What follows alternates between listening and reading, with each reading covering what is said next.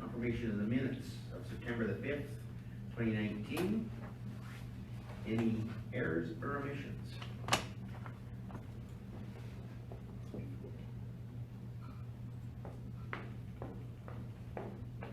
Steve? Thank you, Mr. Chairman. I'll move the minutes as presented for September 5th, 2019 meeting. Any further discussion?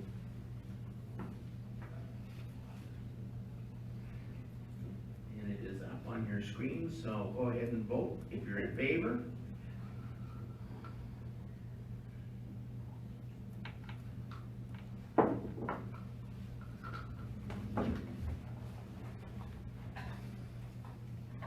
One more vote, somewhere there. I haven't voted because it's not on my screen. Oh, well, just put your hand up then if you, are you in favor? Yeah. Okay, anyone opposed? It's carried.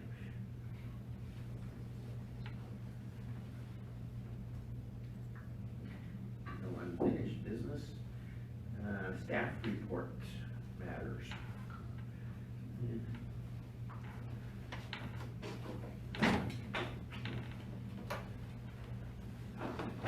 That is F1.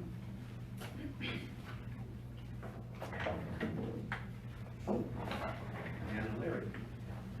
Good morning. Good morning. Seeing that we're approaching our organizational meeting on October 17th, I believe, we wanted to bring forward a few possible changes or recommendation for changes on various council meeting issues. So one of the things that we noticed through the summer was that we seem to always have to have a meeting in July.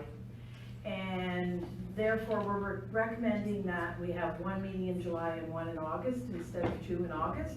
Because what ends up happening during the busy farming season is we end up having one in July anyway, and then two in August. So this way, it'll be a little bit more easier for everybody, and we can move forward business by having two meetings, one in July and one in August. The other recommendation is to start at 9 o'clock. The council meetings start at 10, staff's here at 8:30, we're ready to go, and it might just move things forward a little efficiently. I know we've had a lot of very full agendas, and getting through them, some days we're here till 4 o'clock. This might just be a bit easier if we start at 9, and then we may be able to get done a little earlier in the day. So,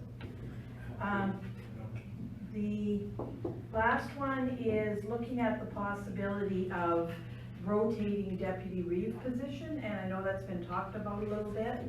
So there are some different possibilities here, and I let Larry fill in that piece because he's knows more of the details of the MGA than I do. Sure, so with respect to appointment of the reeve and deputy reeve, the Municipal Government Act simply states that they must be appointed by council so that someone is in those respective roles at all times. Below that is the council procedural bylaw, and in that bylaw it states, in accordance with those rules from the MGA, it states that at the organizational meeting each year, the reeve and deputy reeve shall be appointed until the next organizational meeting. So in other words, for one full year. So that's where it stands. The bottom line, simply for council, I think council has lots of options here if they wish to choose to change the council procedural bylaw. As long as a reeve and a deputy reeve are in place at all times, it's pretty much open as to how you folks would like to proceed there. Whether you we're recommending that the reeve continue to be appointed on an annual basis for stability and certainty, I suppose. And then with respect to the deputy reeve, certainly that can continue in the status quo kind of fashion as I think Lethbridge County has historically done. Or alternatively, it could be those appointments to the role of deputy reeve could be made on some sort of rotational basis, however council may or may not see appropriate and best for your desires. So that sums it up there. Thank you. So let's maybe start at the top of the list where you started. Let's deal into the one meeting in July and one in August. Is that that something that's more favorable if we had, say, a meeting at the mid part of July and one at the first part of August? And it kind of frees up anybody's time for haying at the first part of July and combining in the latter part of August, if that's, something that you think might work. Klaus? Thank you, Mr. Chairman. What would the suggestion be, like Lauren just said, or like, would it be like in the first Thursday of July and the last Thursday of August? Whatever is more suitable for your schedules. We just know that we've continually had to schedule a meeting or had a special meeting in July. That seems to always happen, so that's why we're trying to make it part of the procedural bylaw. But it conform to whatever works for your schedule. So I think there's one other thing to take into consideration, and that was sometimes in July, a lot of staff take holidays. So how would that work, and when is your holiday schedule, how does that work? Like, We would make sure always that whatever reports were coming forward, that the council, that the staff would be available, or a designate staff member.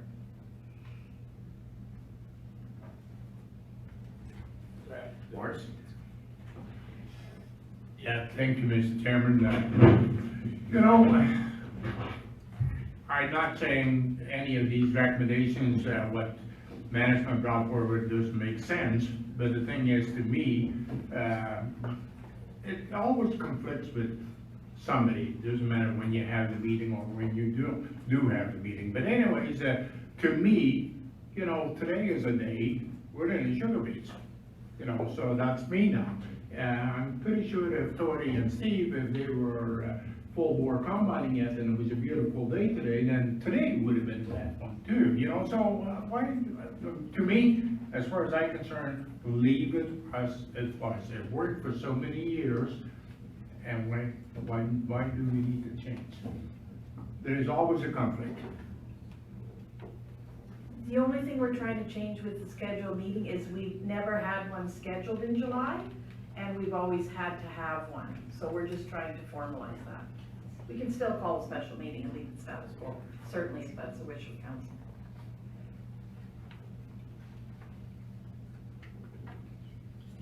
Steve, sorry. Thank you, Mr. Chairman. Was it the July meeting that was one of the longer meetings that we had, I think? So it was, business still goes on, so I think it would be a good idea to schedule something, so just so things continue on as they should. And if we could pick a week of July and August, or one or the other, whichever it may be, it would helpful just to people work around holidays, my holidays or whatever for the summer, whether it's the second week, third week of July, or whatever it might be.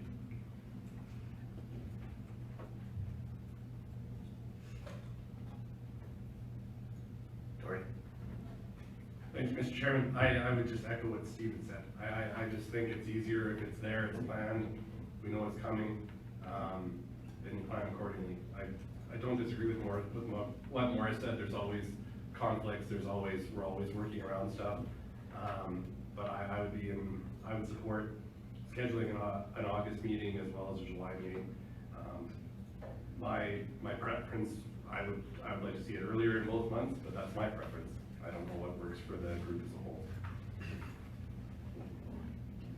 Just a suggestion on that, what we could do if this passes, we could just put a poll out for council and get a general consensus of the best time of the month to schedule those meetings in July and August, and then we would schedule it that way. Steve? Thank you, Mr. Chairman. So this is more preparing us for the organizational meeting to set those dates. Is that kind of the case? And it's not that we have to set the dates today or? No, it's just that we need to change the procedural bylaw, and it would have to come forward to the October 3rd meeting, so that it was done before the organizational meeting on the 17th. Okay. So what do you think, Ken? You haven't said anything yet. If we change it, then we take the first Thursday in July. If we change it, then we take the first Thursday in July, and then maybe the third Thursday in August. Can't do it on the 27th, so. And that would give us 1, 2,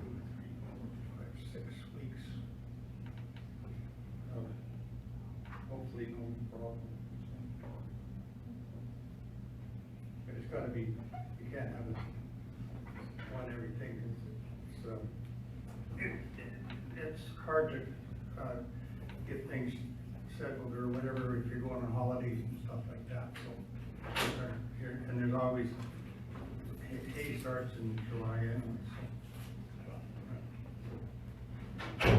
Yeah, certainly we can make sure that we'll do like a doodle poll or something for everybody so that it fits with, as fast as possible with everybody's schedule. So Bob, we were just discussing about having a meeting, council meeting in one in each month of July and August, instead of having two in August. I don't know what your thoughts on, or if you've had a chance I to don't look at mind it. the July, August ones, we can take it one in each month.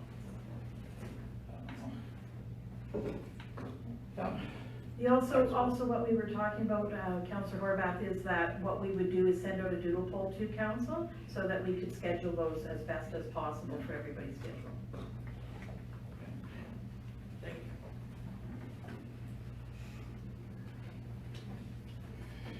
Go on. Thank you, Mr. Chairman. So, I'd like to move that we have a meeting as the staff suggested, and have one in July and one in August. But with that, first send out a doodle poll, what the rest of councillors think.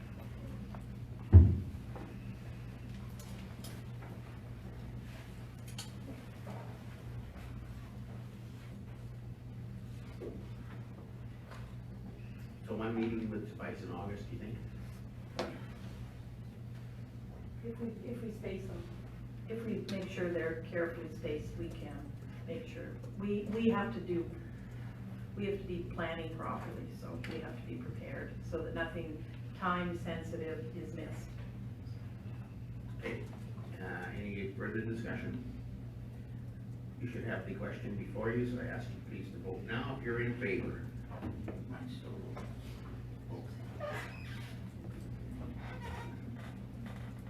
Mine doesn't want to vote. So, Bob, I'll just say, are you in favor? Favor. Okay.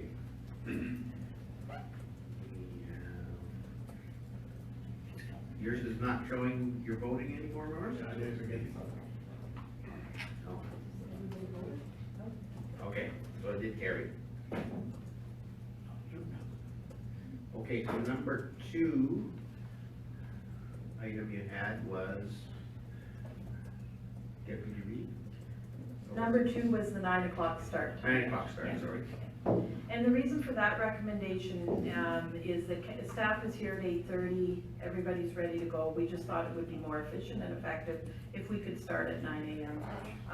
Not that it's not that we're not doing work, but when we know we have council at 10, you know what I mean, we can't get into anything. So it would be easier for the staff and possibly for council as well. And that way we may be able to move through the items on the agenda a little bit quicker and possibly get out a little bit earlier, so. Mark? Yeah, thank you, Mr. Chairman, and I'm not in favor of that either, because I've seen it many times that they even start at 10 o'clock. There were still certain people, they were not ready for the 10 o'clock meeting, but at 10 o'clock, a hell of a lot more than what it would be at 9 o'clock. Because at 9 o'clock, if you get in at 8:30, you're gonna have to rush everything pretty quick, and the other one that interferes with my certain doings before 9 o'clock. Boss? Thank you, Mr. Chairman. I got different reasons I'd like to bring up. We often have the 9 o'clock in camera with council downstairs and with CO. What would your suggestion be with that one? Because of course, we just seem like just about every meeting, we do have the 9 o'clock one, so I mean, what were you gonna do with that one? We could, well, I was hoping we could start that one at 8. If that's too early, or we could do it after, either or, yeah. But if we leave it at, if that's the preference, it was just a suggestion brought forward. If we leave it at 10, then we can do the 9 o'clock. Whatever works for your schedule. Well. Tori and Morris. Hand up before I go. Thank you, Mr. Chairman. I would fully support the 9 o'clock AM start. I think that's just 1 hour, potentially 1 hour earlier we get out of here to go back to what we just talked about during the busy season. I think for myself personally, we work around the meetings. The drill gets parked, the combine gets parked, the sprayer gets parked, whatever it is, we go to the meeting. But if I can be home an hour earlier to get back to my other job, I fully would support that. So I would definitely support the 9 AM start. Morris, I'd ask my base. Claus? I could support the 9 o'clock one, but not the 8 o'clock start because I'm probably still no choice then. We could do it after the meeting or through the lunch period if we were gonna do the CAO council meeting. So I guess my only problem with that is sometimes there's a few things that we discuss in that meeting that are kind of valuable to the meeting, so that's the only difference I'm trying to see. 8 o'clock, I imagine, is too early for everybody. 9 o'clock. Unless we started that meeting at 8:30, and only had half an hour. Yeah. That's a possibility too, and we could do No. it before each meeting for half an hour, and then there wouldn't be Okay. as much on the agenda. Okay. Yeah. Doesn't work.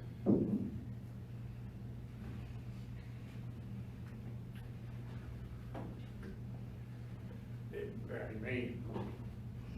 Yes, you may. Yeah, thank you, Mr. Chairman.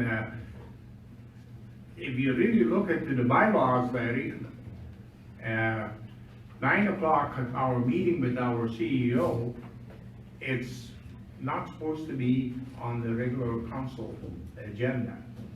That is totally besides what our council matters are. So, you know, I don't think we can include that to say, hey, we have our, still our meeting at 9 o'clock, but I don't think you can, legally we can't say that. You're correct. Okay, anybody else? Any comments?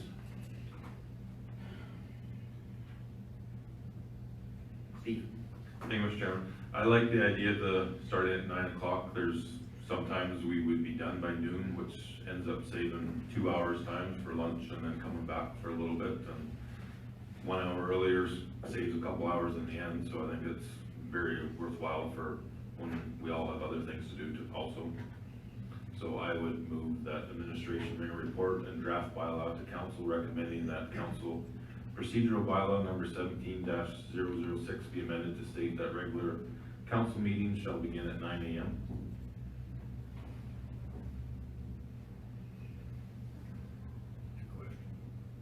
Sorry, go ahead. Horace, they're always here at 2 o'clock. That will count, because I think they go around. Go to Raymond or sorry, you go to Warner, I think. They're fine on Thursdays to come whenever. Oh, okay. Yeah. Cost? Well, and maybe this is another food for thought that, you know, because a lot of times we are pretty much done and we can get it done if we say a half hour longer, we could get it done before lunch. But then we always have and so like Ken brought up here, but not only ours, but other meetings, or other, appointments. Yeah, appointments. And so if we can always schedule the appointments for in the morning, that would be a little easier that way, that we sometimes, if we're done, we are done before lunch. Yeah, we can certainly do that.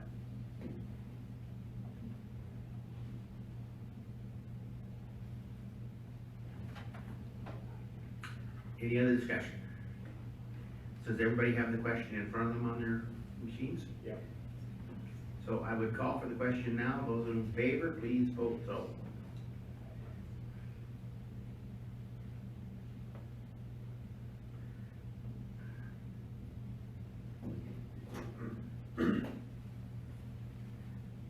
It is carried.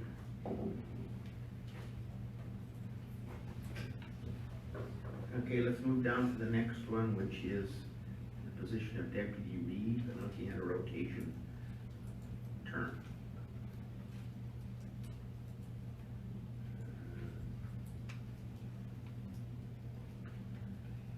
Did you need Larry to go over it once more? Or?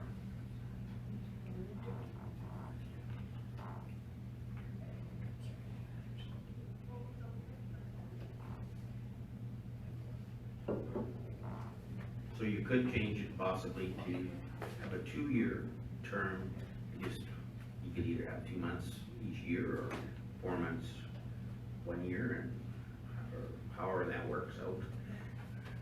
In my last municipality, we did that for acting mayor, and it was a good opportunity for everybody to step up and to have an opportunity as deputy to rotate the position through the various council members. And I think, because my last mayor was an engineer, he did it mathematically, so everybody had 8 months, but that was over the 4-year term. So there's various options that, if you are interested in going this route, that we can do. So just a question on how that would work, if somebody perhaps wasn't interested in doing it, you just don't run them through, or does everybody, does it become mandatory that you do it?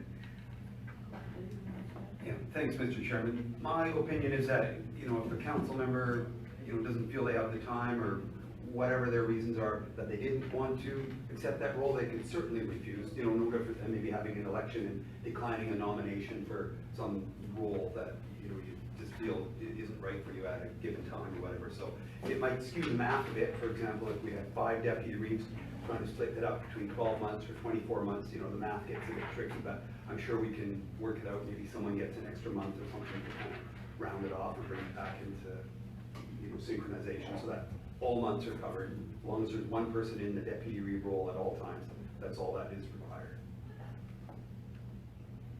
Okay. Morris? Yeah, thank you, Mr. Chairman. So, the way I look at it, you know, like if we had 6 councillors on there that could run for deputy reeve or get appointed, right? Now, the way I'm looking at it on there, I think there could be a councillor, and I'm not thinking of me, I wouldn't even want that position. So then what you do, pass it on to the next person. And the other one is, I don't think there's anything wrong with the way we have it now, because when somebody steps up to the plate and he likes to be elected as the deputy reeve, I think he must have his heart in the organization, and I would like to keep it that way.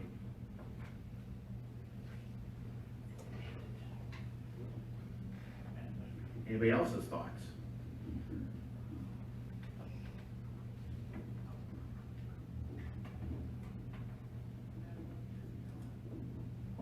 Steve?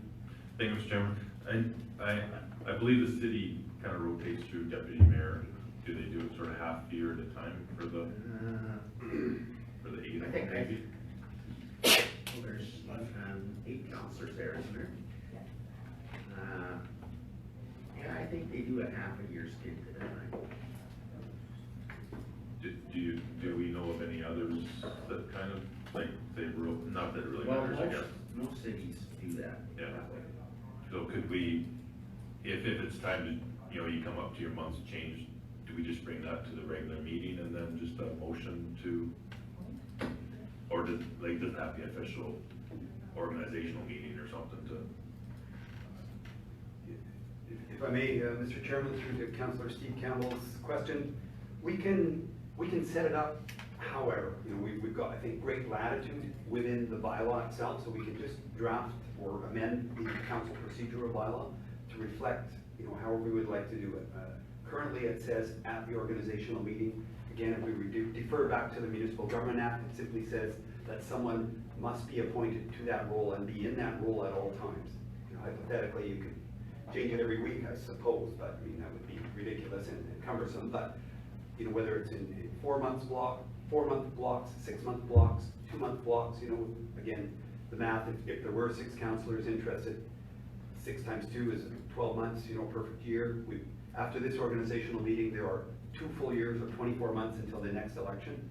So we could set it up, the bylaw, for example, to say that at the organizational meeting, after an election, all the roles for Deputy Reeve will be established at that time and appointed at that time for the 4-year period. So each councillor would know they've got an 8-month stint coming up, January to August or whatever, and so on. So again, great flexibility, and I think, we're just trying to share whatever council thinks would be comfortable and work for everyone. And I think Steve's question though, was more or less, if we set it like that in the procedural bylaw and we want to appoint, can we just do that by resolution?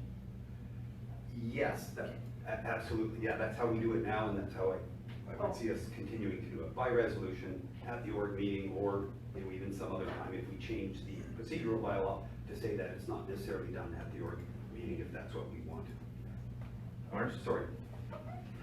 Yeah, thank you, Mr. Chairman, and this is just another one, I feel it should not be changed because we have our organizational meeting every year, and when I see that certain people will step up to the plate to go for the Reeve and Deputy Reeve down there, I think that's very important, and I think I would like to keep it that way because we're certainly not going to move the Reeve around either, but he is to be elected every year at our organization meeting, so I feel you should leave the Deputy Reeve the same.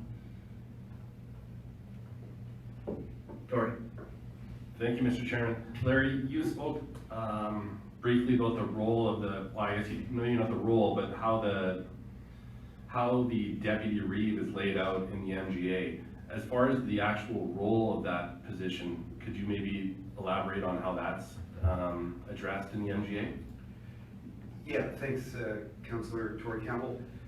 Just to that, the MGA doesn't go into great detail. It just says that that person shall be ready to step up in the event that the Reeve is not available or otherwise, kind of out of the picture. So really, that's all it addresses. It's a very short section. I could probably find it here in a minute or two, but it doesn't go into detail. Go ahead, Tori. Just to that end, I think maybe and I'm not speaking specifically to this organization, but organizations in general, I think maybe to that end, the role of the Deputy Reeve is maybe overemphasized, in that I think the key part of that role is their ability to step in and serve as the Reeve when the Reeve is unable to serve that role. So I think maybe we're getting a little outside of the realm of what that role actually includes.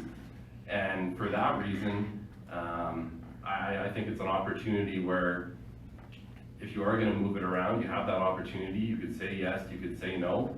And I guess just kind of to rebut what Morris had said, I think it was proof at the last org meeting that there was also other people that had interest in that position. It wasn't just an acclamation. So maybe it gives those people that opportunity. But like I say, I think at the end of the day, it's just important that we have someone in that role who's willing to step in and be effective in that role if the Reeve is unable to. I think maybe, I guess, at the end of the day, that we should keep that in mind. I have a technical question for you. So, and I don't know how the city does this, but here the Deputy Reeve has signing authority.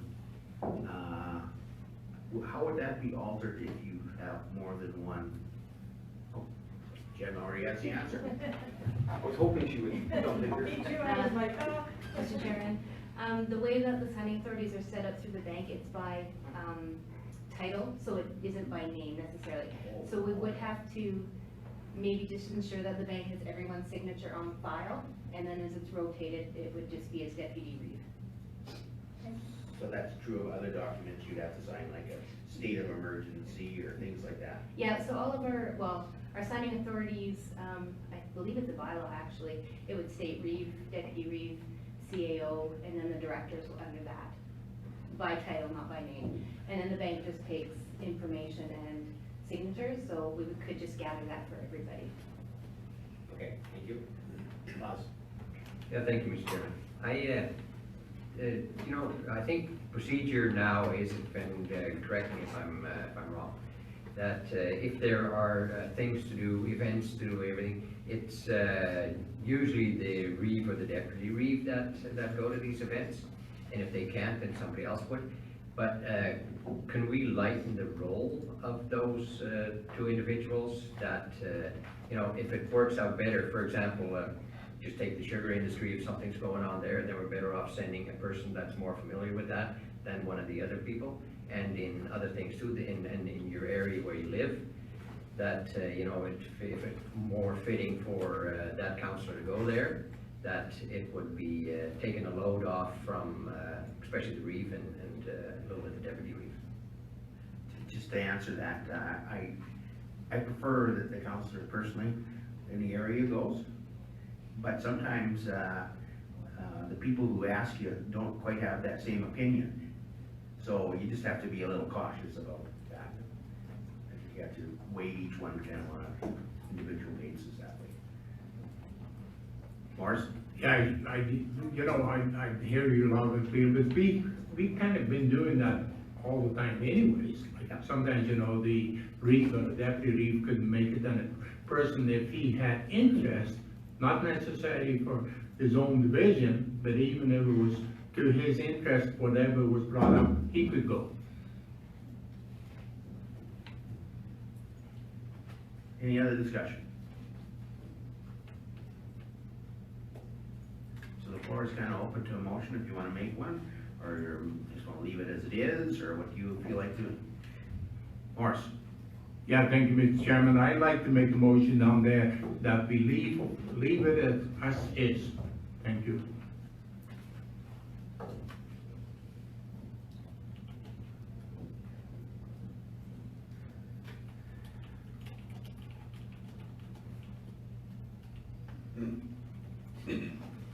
Any discussion? Did you put that up, Lorraine? It's coming. Okay.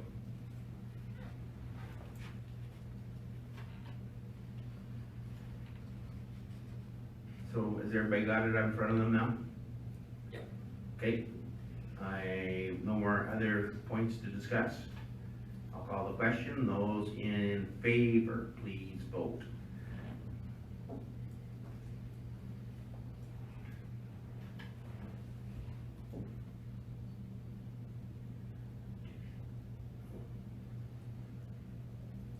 We don't have everybody in yet.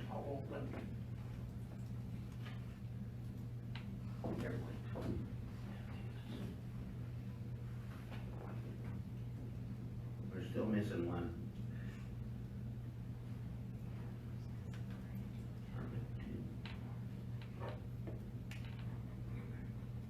Yeah, I got Oh, you got that stupid circle thing here.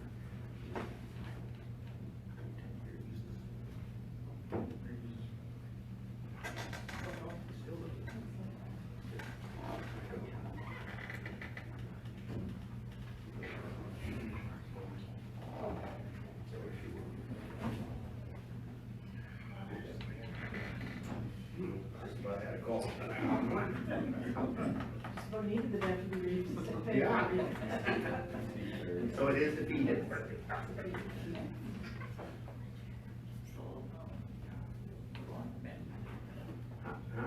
Well, you can make a motion to be in favor of changing it to a rotation term. Okay, I'll make that motion.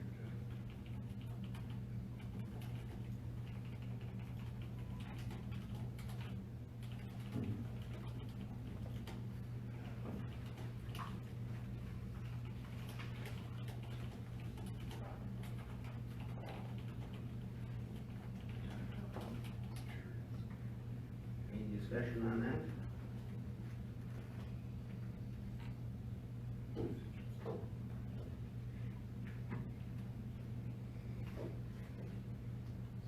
Everybody got it now?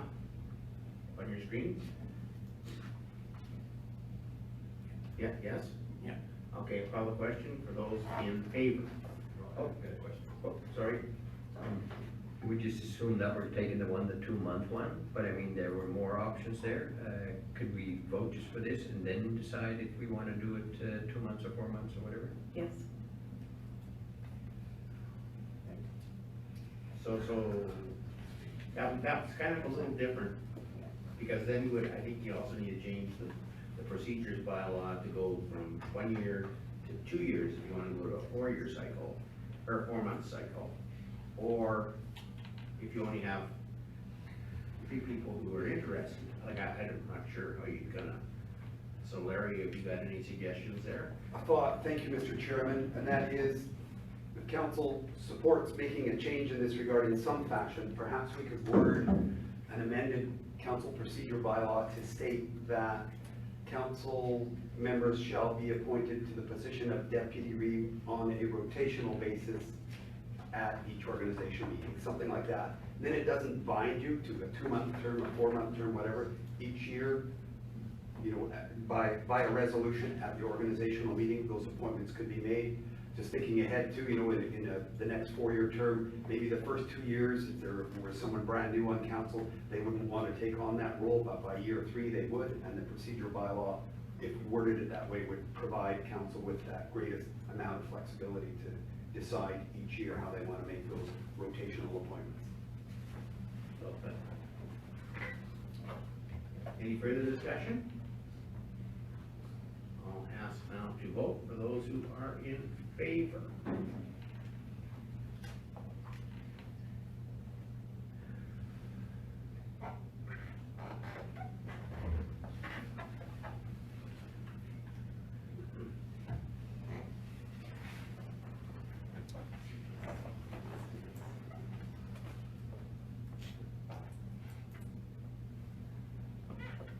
So it is carried.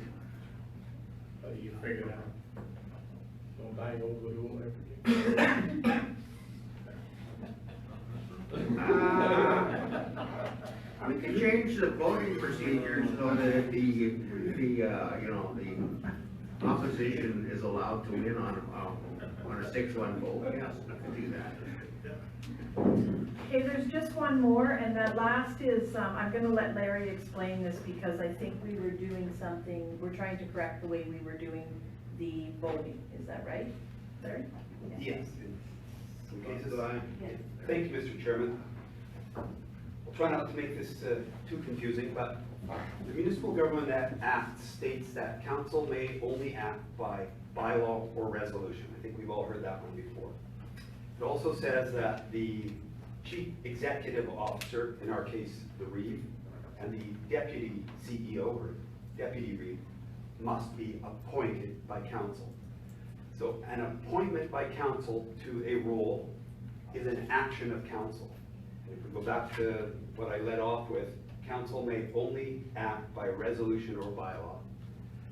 And a resolution to be carried must have a majority vote.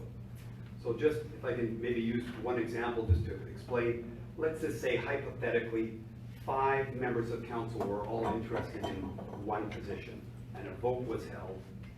The votes could be, if I can do the math correctly, 2, 2, 1, 1, 1, total of 7 votes. Nobody would have a majority vote, therefore nobody could be appointed at that time to the role because it must be a majority vote. So you could drop off the ones who only received 1 vote, for example, and you might be down to 2 councillors, then you have a vote. And obviously with 7 members voting, if there were 2 running at that point, there would at minimum be a 4-3 vote in favor of 1 member being appointed to that position. They would have a majority. Another way to look at it is maybe if there were 3 members of the 7-member council running for 1 position and the votes were split 3, 2, and 2, again, with the vote itself or the election there, nobody would have a majority vote, so you'd have to do some sort of runoff process so that it came down to 2 members and 1 member in the end would receive a majority vote and be appointed by resolution to that position. So we may not encounter it again for a long time. If we go to some sort of rotational basis, I don't think it'll really be an issue. It was just kind of a technicality, and we just want to make sure that we comply with the Municipal Government Act requirements. So it may or may not be an issue. We're aware of it. A recommendation, really, Mr. Chairman, simply is that we make it clear, if we're going to do some other amendments in the council procedure bylaw, that to be appointed to the role of reeve or deputy reeve, it must be done by a majority vote. That's all. but not the deputy reeve now because we've already just passed that it's not gonna be elected, correct? That's right, there's a distinction though between election and appointing. The election is one process, the appointment is another. So if there was an election and it were 5-2 in favor of one person, that would be one part of the process. After that, the way it's set up and the way we're advised is that there should be a resolution to appoint member X to the role. And that's the resolution, because remember, council can only act by resolution or bylaw. And a vote in and of itself is not a resolution. It's just a vote, right, when they're vying for positions. So then, Mary, is that true of all, like if you have committees and you say have the same scenario occur, Right. is it the same there? Yes, it is, yes. So we just need to follow the rules, we don't need to commit the procedure bylaw, we just need to follow it. That is an option too. My thought was, if we would like, or if council would like, we could amend the procedural bylaw just to make it clear, to state overtly that to be appointed to a position, a member must be appointed by resolution with a majority vote, rather than remaining silent on it. But optional, but you're right, you're exactly right, Mr. Chairman. Okay.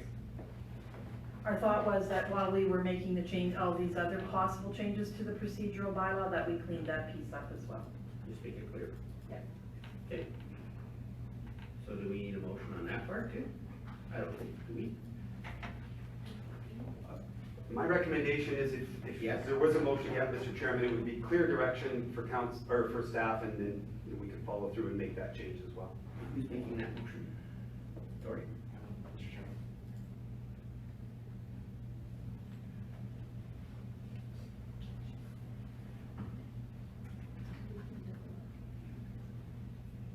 Any further discussion? Okay, everybody got it up in front of them again? Okay, I'll ask those in favor now to please vote.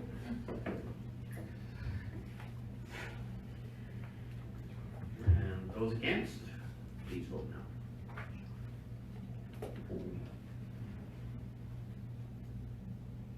And it is carried.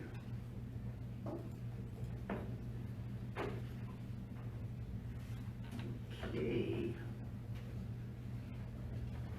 So we're done that section. Thank you. Thanks, Mary. Thank you.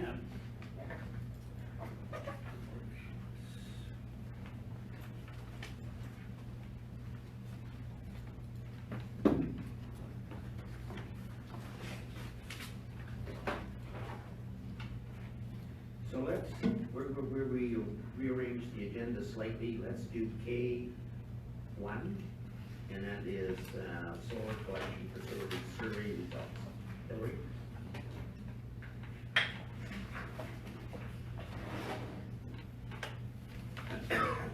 Thank you, Mr. Chairman and Council.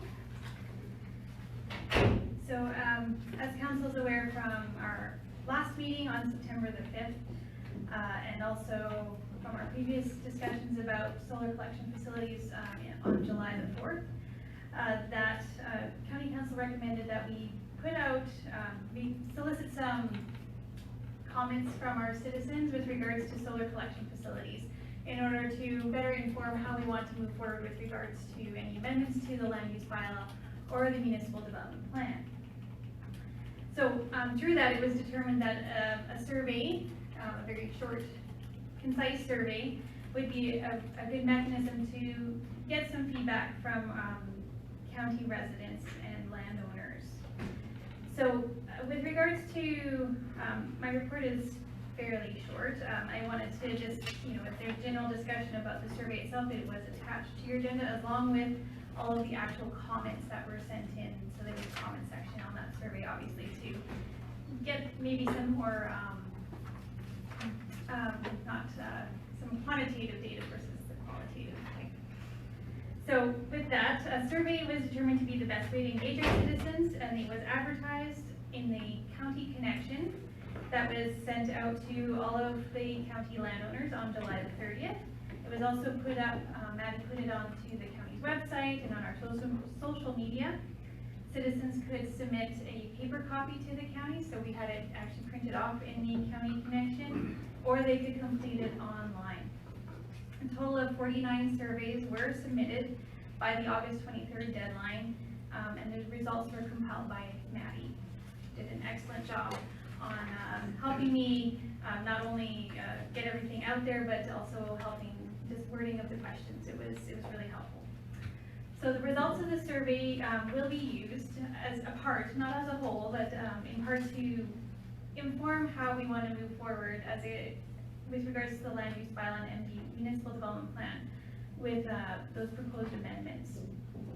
So I can go through, we can just kind of briefly go through. There was just nine questions altogether.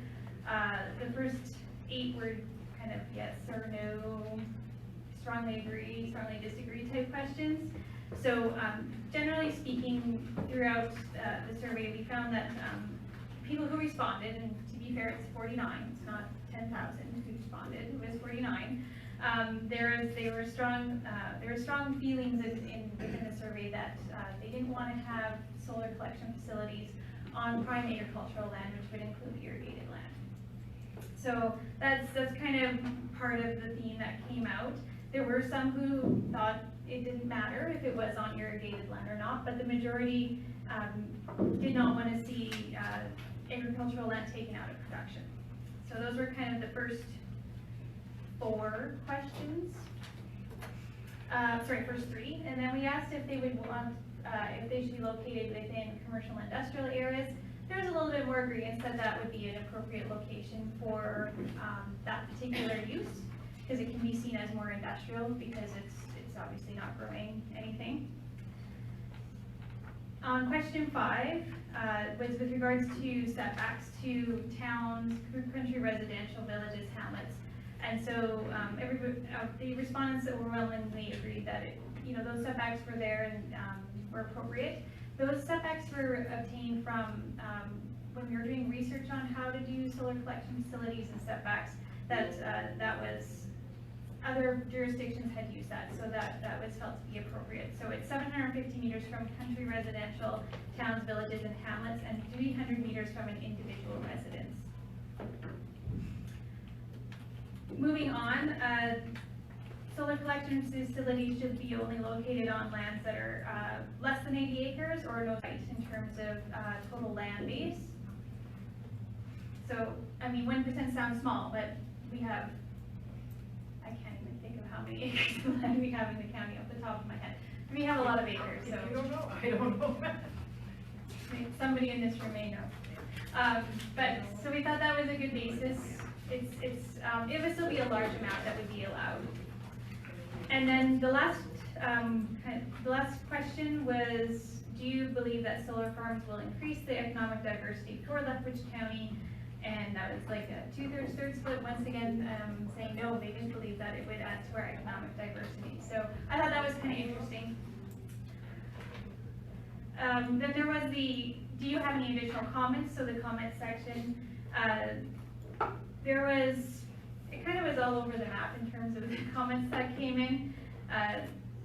People really want to support alternative energies, yet not having it on agricultural land. Some people brought up that some solar facilities are being dismantled in different jurisdictions or shutting down, which is valid, but maybe not looking at the context of why that is happening. But a lot of the comments were around that, keeping in line with what the rest of the survey was, saying that, keep farming land as farming land for as long as possible, because that's a valuable resource that the county has identified. And also our provincial documents, the Municipal Government Act and the South Saskatchewan Regional Plan have also identified those as valuable lands. Now, those are obviously discussions at the province and federal level that need to happen in terms of how valuable are they for people to ensure that they stay in the state that they are versus being converted into something else, which is always, I think, what the county administration and council are always grappling with. Where's that fine balance? So with that, what we're recommending is that, so this report be received for information. There's really no decision or resolution that you need to make with regards to this. It's just to say that this is what we found. 49 people took the time to fill out the survey, this is what they said. And I think with regards to council's direction that was provided to us at the end of June, is that we will bring forward in the beginning of November a proposed amendment to the municipal development plan to cap the number of acres for solar collection facilities. And that way, once you reach that cap, it doesn't mean that, oh, the buck stops here. It just means that we just need to say, okay, are we gonna move forward? What's the next step? So it's kind of another conversation with council. And then also to remove, or from the land use bylaw perspective, to remove this parcel size standards and require that all solar collection facilities be designated to a direct control. So that's what council's direction was at the end of June. I think those are really good directions to go with in terms of being able to, once again, being transparent to the citizens, being respectful to the information that we've received, and then also but keeping a close eye on where things are going with regards to this type of alternative energy in our municipality. And we're always in conversation with our other jurisdictions around, so the other MDs and counties that surround us and in the broader Alberta context to see how are things working, what's not working. So I always, it's kind of a bit fluid in terms of how we want to see it, but I think, we've built something that was quite restrictive. Want to maybe build in a wee bit of flexibility in there with some oversight, not just carte blanche. And then we'll see how, over time, in the next couple of years, how that works for us. I mean, the changing government might completely change how things work with regards to alternative energy projects. We're not entirely sure. So, anyways, are there any questions of council on the survey or how we want to move forward? Claude? Yeah, thank you, Mr. Chairman. Looking at this here and like how effective that it was, the results and everything that we got from the survey. After that, we did send a letter to Energy Utilities Board, and we got a letter back, a response back a couple of days ago, and they worded that really nicely, like with other words. But we can make any decision that we want, but it seems like the way it's written right now by the, CMGA, that they can override at any time. And it looks like they were doing that with some of the R's that we rejected. So how much effect does this have? Well, it does have, I think it's trying to be in control of the county's destiny, I guess, or how we want to move forward. We sent back, the letter as requested by council to the Alberta Utilities Commission, and we received back that small novel with regards to why they made the decision they did. But at the same time, we have to, in my personal perspective from an administrative, that we need to take control of what it is. We want to allow for things to happen, but we want to have some control. And I think, if we keep pursuing the province too, and the Alberta Utilities Commission saying, we're not completely satisfied with what happened, and we've heard other municipalities are in the same boat, that, with regards to too many wind projects being approved in the Inter Creek, let's say, other municipalities are going to start rising up to say, we want to be heard. We are a stakeholder to help, determine land uses and what's appropriate for our municipality. So, although it might seem that we're being quashed and vetoed, I think by doing by doing these things, we're getting the message out there. By making changes to our bylaw, we're showing that we want to be working with people, but still within, the parameters that the county wants to do business. And then making those discussions with the province. Maybe that's something that council wants to take further when they're meeting with different provincial officials too in the future, just to say, hey, we have a voice. Morris first, and then Ann, and then Ross. Yeah, thank you, Mr. Chairman. Thank you, Hillary, for that presentation about the survey. I gotta thank the people, the 49 people, what stepped up to the plate, and at least they wanted to be known that, hey, this is their concerns. But Maddie probably can put some emphasis on is that thing, it's not binding anyways, like Claude said, but the thing is, when you got a survey and we got 10,500 people in the county, we get a survey, 49, and is there such a thing as on there that, hey, if that is the amount of people that step up to the plate, I don't, personally, I feel it should not even be reported, because, let's face it, that's 49 people, you know, and it's beautiful that these 49 people did step up to the plate, but to me, this type of survey is flawed. Like you said earlier down there, what's working and what's not working. Well, a survey, in my eyes, like this, is not working.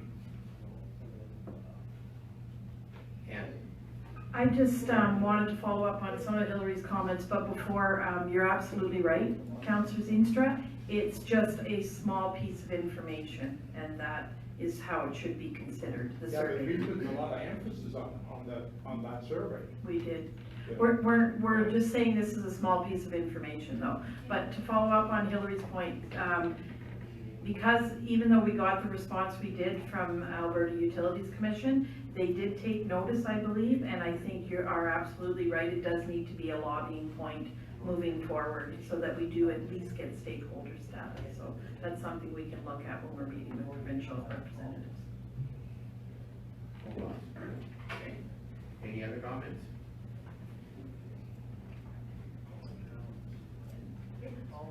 No further discussion. Oh, Steve? Thank you, Mr. Chairman. So if we put a cap of 1% on farmland, the AUC, they're gonna rule however they want anyway. They're not gonna, they've already proven they don't look at our bylaws, so I'm not sure what the point of even putting that cap on. And just a comment on number 1, I'm actually surprised it's so high of 10% of using high quality ag land, because I didn't talk to anyone that said that we should be using high quality agricultural land. Maybe they weren't to sell it though, Steve. Yeah, take the easy way out, I guess. So, with regards to doing a cap, I mean, I'll present something to council and I'll actually get like what that 1% would mean. And you can decide, you know, when we bring it forward as a bylaw amendment, if that's adequate or not. I just think it allows, for county council to kind of have a monitoring point. And yes, the agency could, if they so chose, override it, but it's going to be a fairly large number, to be fair.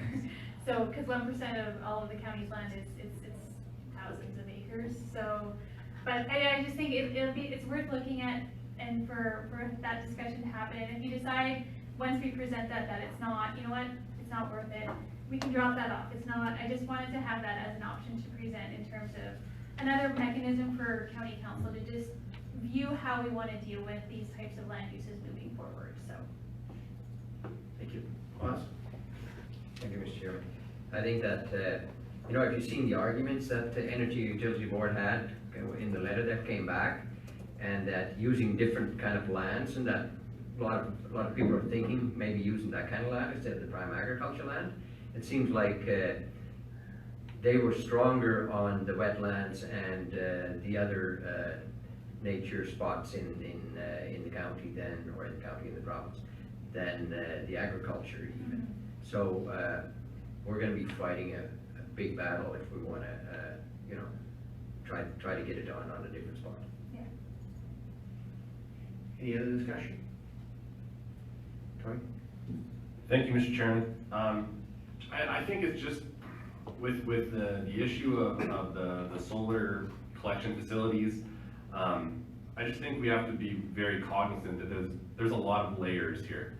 And like, I know Claus has spoke to the AUC response, and it says, uncommon for disagreements to remain unsolved between municipalities and proponents of general projects because of the opportunity for the municipality to gain the general economic and tax benefits. So they're looking at it in that justification from a monetary side, from a tax-based side. But then on the flip side of that, you look at the 49 respondents, and of the 30-odd two or whatever it is that actually wrote written comments, it's not about that. It's about green energy, their feelings on green energy, where that's going. It's about disrupting their neighborhood. It's about food production and how are we impacting food production by taking land away from food production and into solar energy. So I guess we just have to be mindful that there's a lot of different layers to this, and I think the government's concerns or lack thereof don't mirror what our citizens are bringing forward, and I think it just speaks to the larger discussion that we've had up to this point on how we deal with it, and that we're gonna continue to have. It's gonna be a contentious issue no matter how we decide to grapple with it, just from the fact that I think we all agree to some extent that we need to be forward thinking and be open for business, but at the same time, it's gonna be a huge juggling act, and I just think that it's pretty clear where the province is on that. Any other comments? Seeing none, and I know it says in here that we don't usually accept or have to have a decision on a presentation like this to council, but I'm kind of hearing that people think we aren't talking about it at times if we don't have a resolution to say we actually received it at council. So if you would be in favor of having those resolutions again, I would certainly entertain one.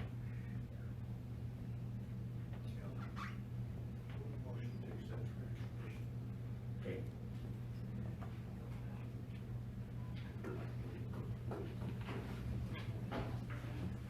Everybody got it in front of them? Yep. Just a question, with the comment we just gave, would it be possible to, change the motion that we don't only accept it for information, but that we also are gonna be working on it, that we do get some more clout in what happens in our county? Well, I think, yeah, it should probably say It that. could be separate. Could be a separate motion, or it could be a combination of to accept it, but to continue a lobbying effort to inform the provincial government of our thoughts. You know, we have them.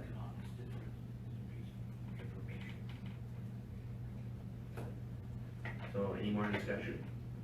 Call for the question in before you, those in favor?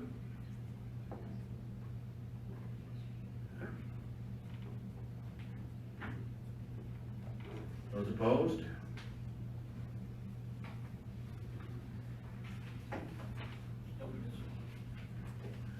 Yes, it's the gentleman over there. I'm working on it. Okay.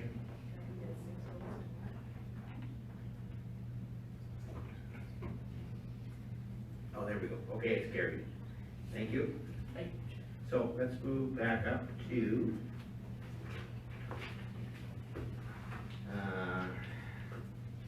bylaw 19-031, land use bylaw amendment, rural agriculture direct control.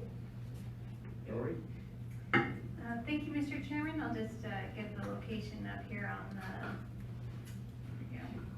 on the map. So both bylaw 19-031 and 19-032 were presented at the last council meeting on September the 5th. And it was for all three readings of those bylaws because no public hearing was required. So these were the two bylaws with regards to the southeast 12, 10, 20 west of the 4th, the south half of that quarter, and also the south half of the northwest 7, 10, 19 west of the 4th. And in your agenda package, I included those locations. And just a brief report, we'd already discussed it, but this is just for third reading of the bylaws since third reading, it was not unanimous to move forward to a third reading at the last council meeting. So this is to consider the approval of the solar collection facilities on these two quarter sections on 80 acres of land. And our recommendation is just based on the requirements of the Municipal Government Act that the bylaw be read, that both bylaws be read a third time. So unless there's any other questions of council, we did discuss this at the last meeting, but if there's any other comments or questions with regards to process or how we move forward, please let me know. Any questions?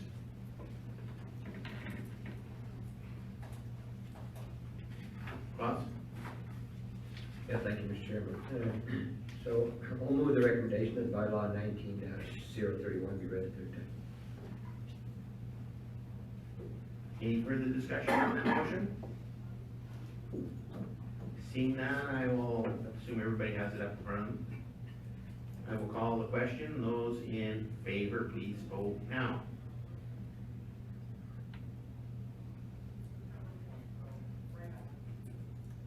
And those against, please vote. And it is carried.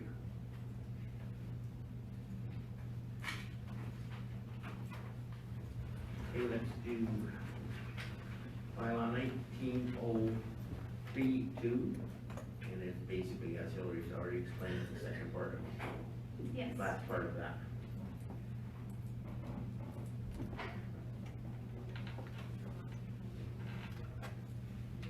So, any more questions on that? Sorry, Cory. That's fine. I would move that bylaw 19-032 be read a third time.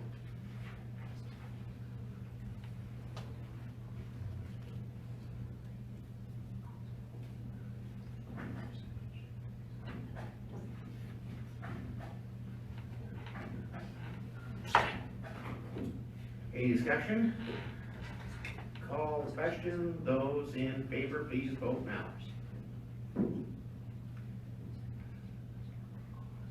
And those against, please vote no. And it is carried. Thank you. So let's move down to bylaw 19-039, and that is Lethbridge County and Warner County intermunicipal framework agreement. Morris. Yeah, thank you, Mr. Chairman. I'll move bylaw 19039.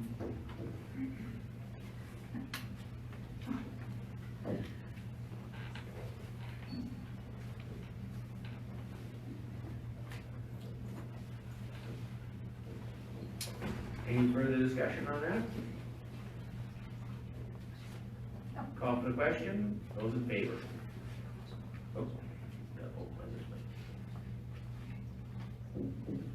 And those who are against, that is carried unanimously.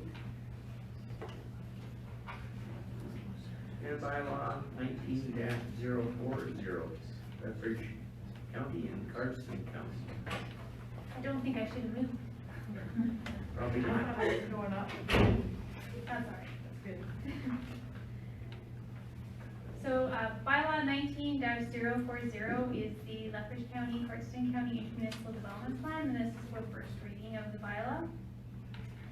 So this is the last rural-to-rural IDP, intermunicipal development plan that we are, had to do, with regards to the rural-to-rurals. I think all of our urbans are done, with the exception of the Village of Barons, which we are starting.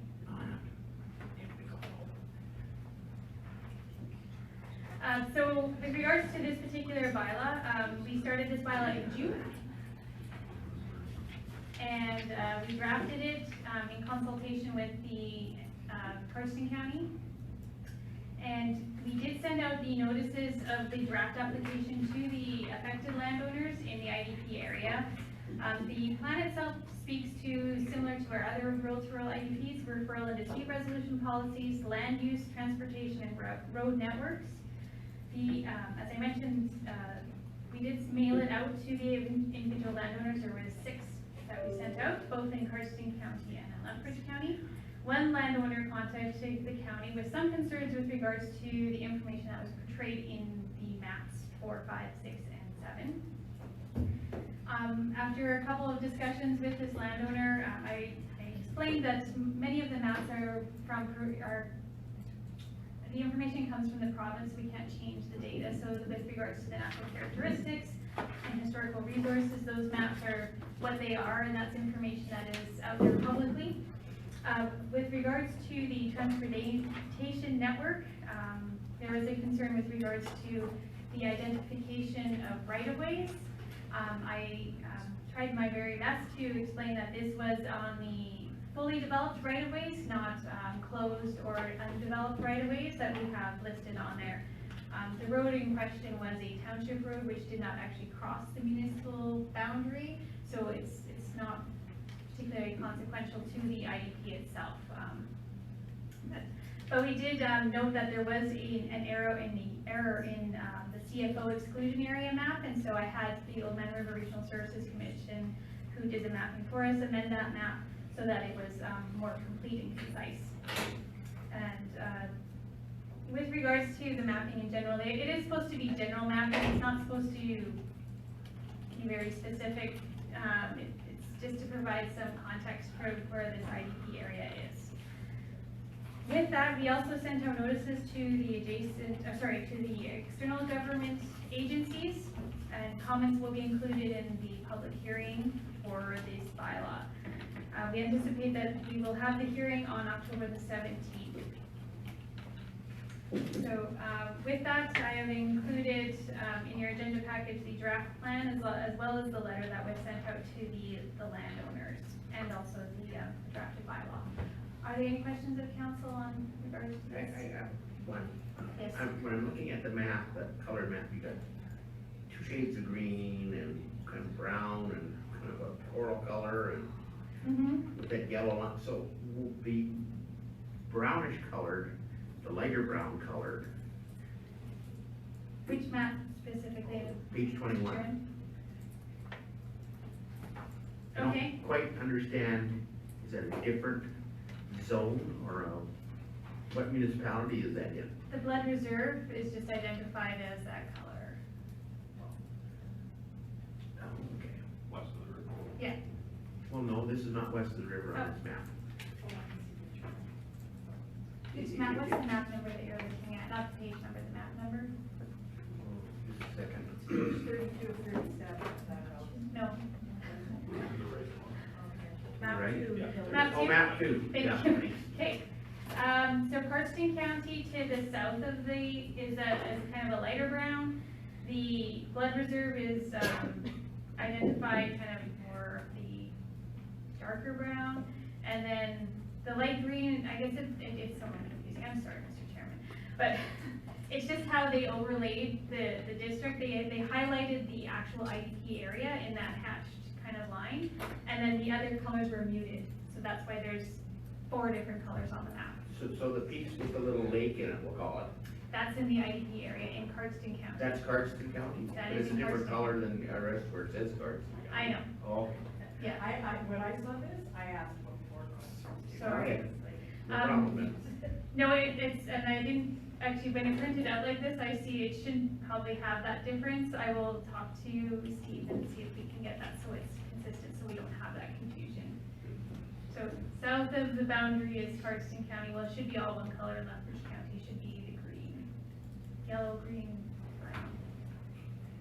Okay, thank you. Any other questions?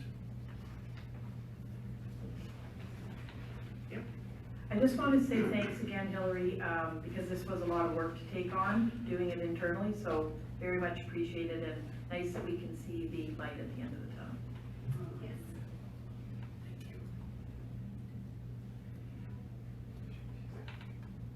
Morris? Yeah, thank you, Mr. Chairman. I'll move that we bylaw 19-040 Lethbridge County versus Carson County intermunicipal development plan. Thank you.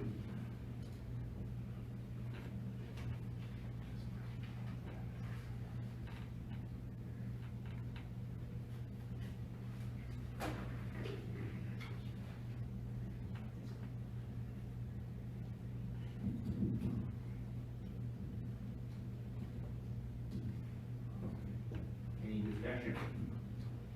Question is before you. I'll ask those people in favor to vote, please now. And those people against, please vote.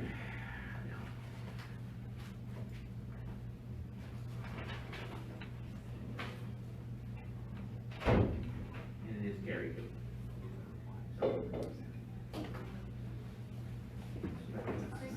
Yeah.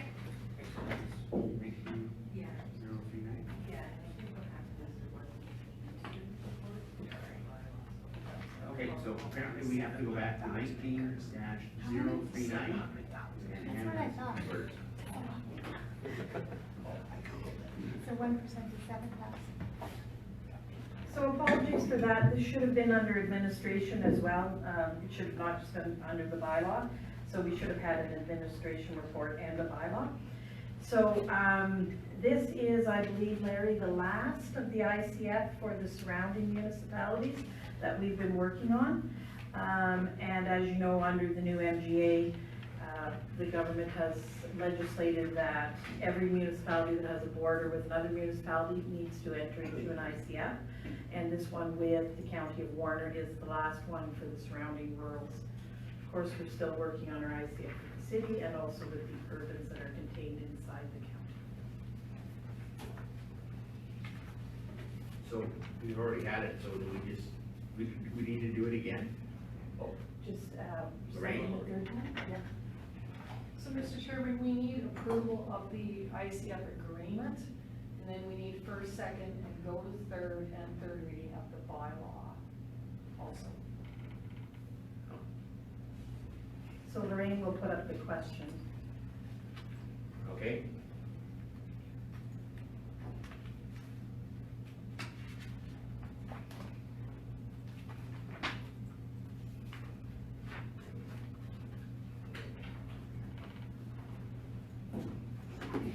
So, Mr. Chairman, we need a mover to approve the ICF. Bob? Okay, Bob.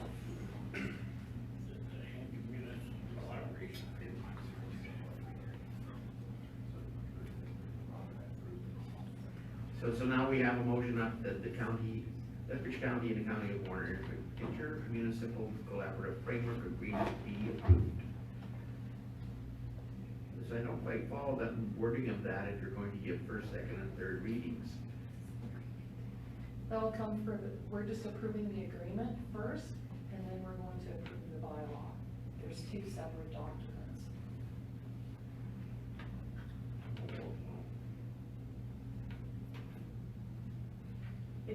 It probably, Sounds like the same damn thing to me, but, it is, but it would have been clearer if we would have done it like we did previously, and we missed a step here, okay, our bad. okay. So any further discussion?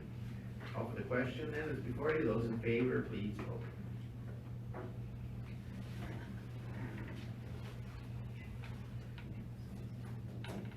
And it is carried. So then we need first reading. So, Morris? So do we have to repeal the motion that Neil Morris made? Do you, Larry? Should we repeat it? I'm sorry, Mr. Should Chairman. we have to Yeah. repeal the motion that Morris made? I think I was out of the room at that time, so I missed that We motion. passed the bylaw before we actually passed the agreement. Yeah, I mean, it's null and void, but maybe just to be clear, sure, rescind it. Probably a good idea. Okay.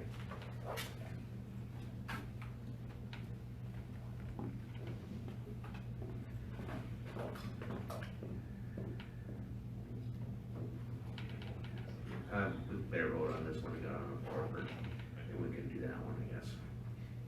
So we have, well, who moved it? I move it. Okay. The bylaw 19-039 be read for a first time, but those people in favor, please vote now.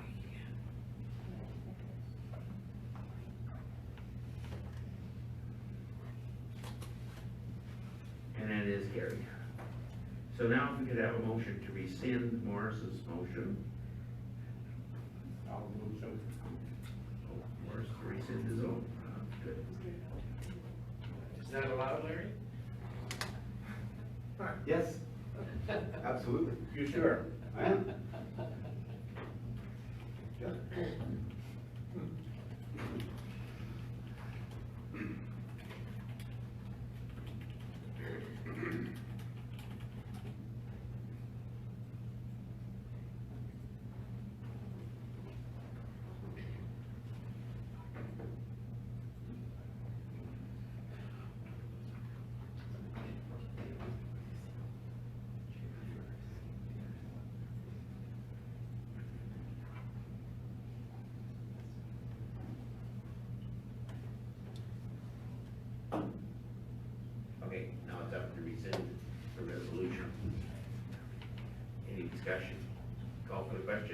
favor, please vote now.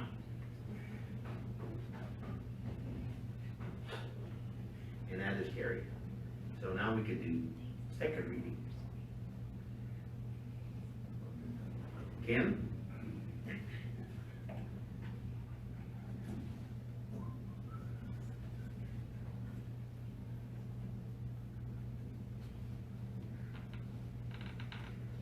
So we have second reading before us. Are there any questions? I'm going to call for those people who are in favor to please vote now.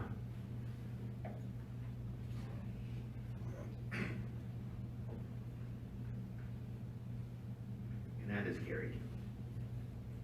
So now we need a motion to proceed to third. Got clause.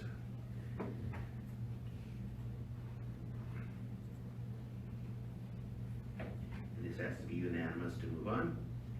So I'll call for the question. Those in favor, please vote now. Oh, you don't have it?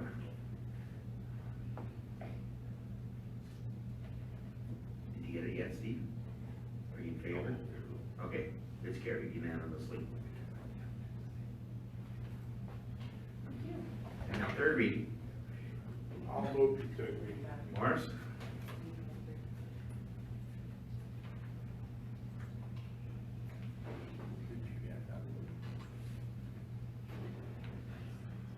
For a third and final time, that's pretty dramatic. Any questions? Everybody get it now? Please vote now, if you're in favor.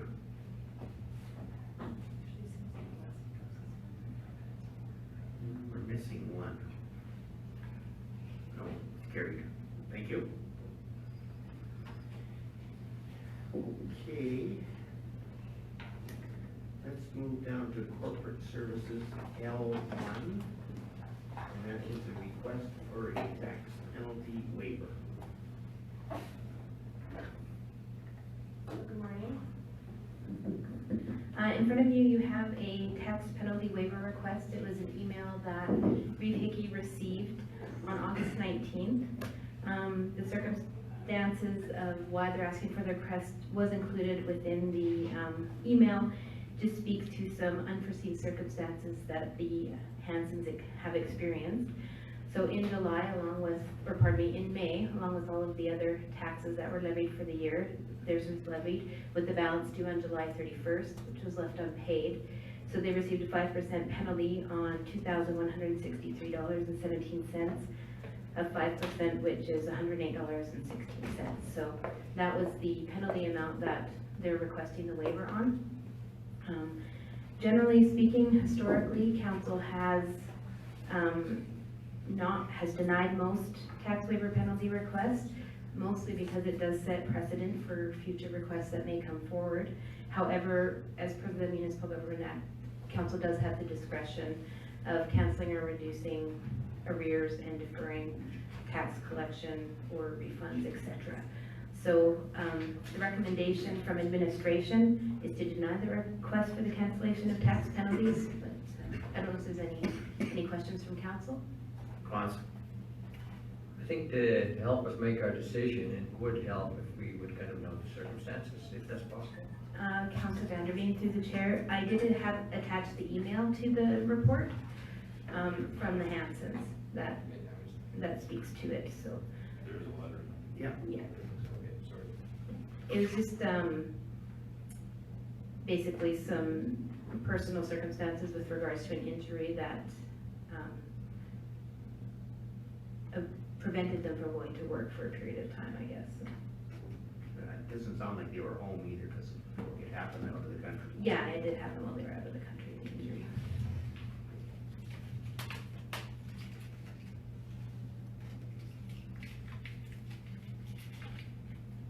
Steve? Thank you, Mr. Chairman. Tax notices, they go out end of May, mid-May, sort of? Councilor Campbell, generally we try to have them out by mid-May, Okay. prior to a long weekend generally. So even by the due date, there's a good, at least June and July Yes. period there. Okay, thank you.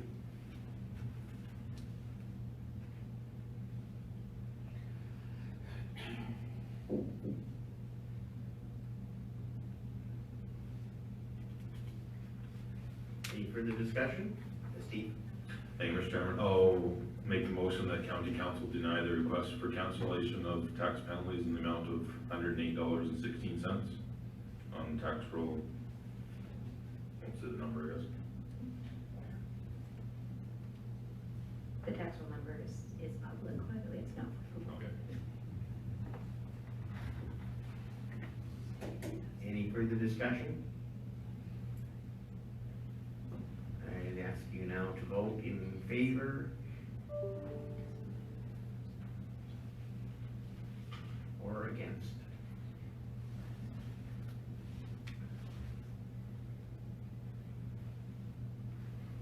It is carried. Thank you. Thanks, Jim.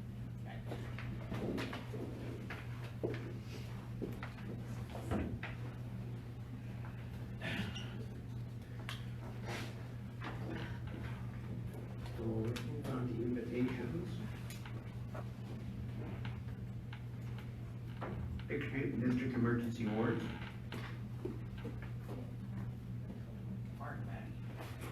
Morning, council. Morning, Manny. Morning, man.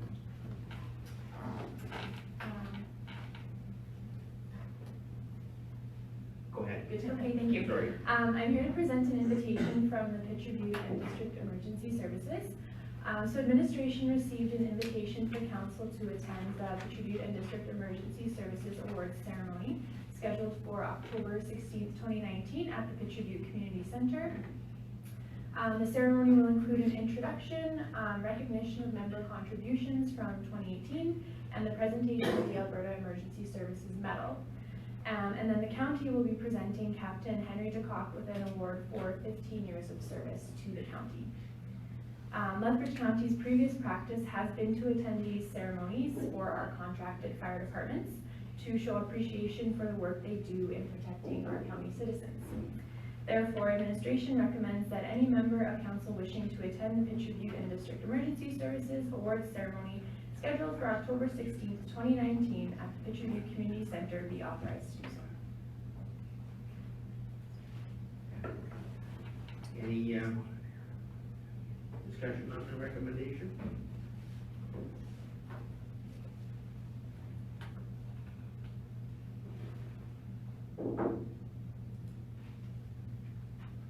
Steve? Thank you, Mr. Chairman. This would be a good one where just a couple from the immediate area would be good to attend. I'm sure they'll ask for some words from someone also. It's not that we have to open up for all of council to go, I don't believe.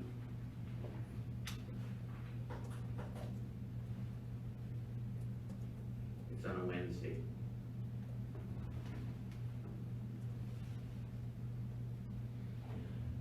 Morris? Yeah.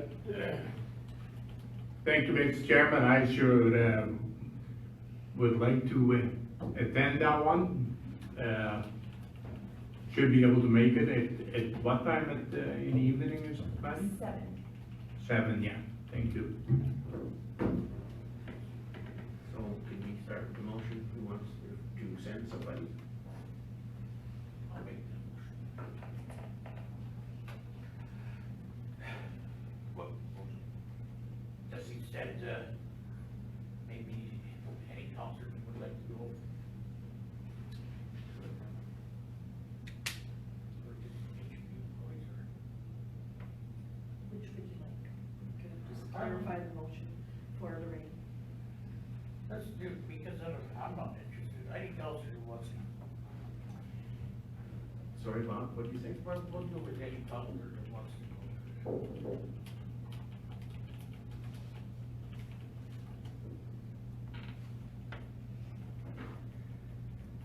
Okay. Any discussion on that motion?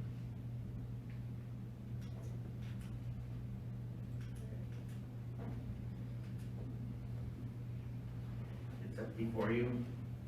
Please vote in favor if you are so inclined.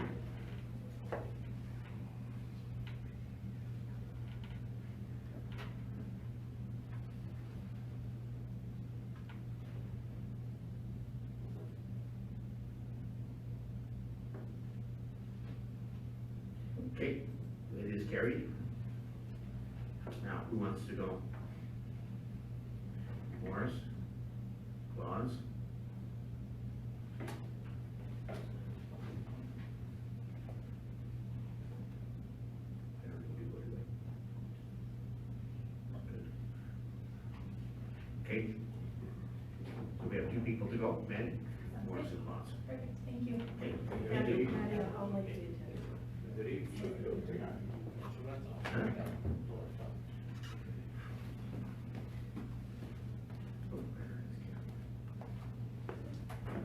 Okay, number 2 is the Indian Hill Golf Club, annual Founder's Day fundraising event on September 28th. So, Councillor Tori Campbell has received an invitation to attend the 5th annual Founder's Day fundraiser scheduled for September 28th at the Indian Hills Golf Course Clubhouse. It says Gold Course, but it's Golf Course Clubhouse.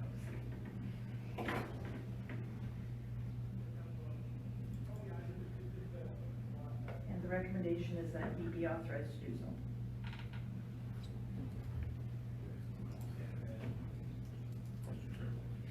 Yeah, go ahead, Steve. I'll make that motion that Tori Campbell be authorized to attend the Indian Hill Golf Club Founder's Day fundraiser on September 28th.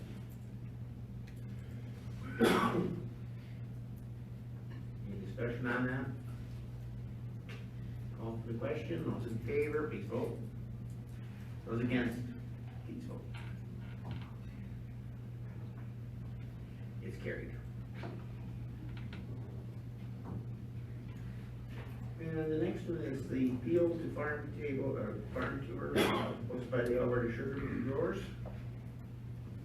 Thank you. An invitation has been received for council to attend the Field to Farm Tour hosted by the Alberta Sugar Beet Growers, and that is scheduled for October 11th at 8 a.m. So the recommendation is that any member of council wishing to attend the Field to Farm Table Tour, I think I said that wrong, hosted by the Sugar Beet Growers, be authorized to do so.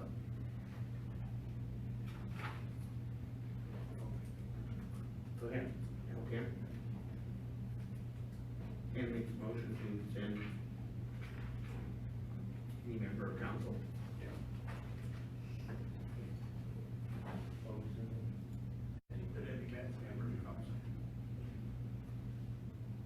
Any discussion?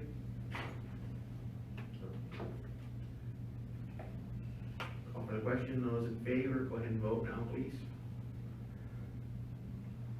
Or if you're in opposition, please vote. And it's carried. So now the next question is, who wants to go? Bob?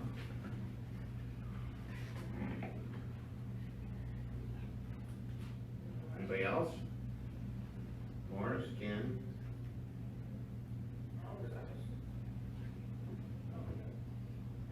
Anyone else?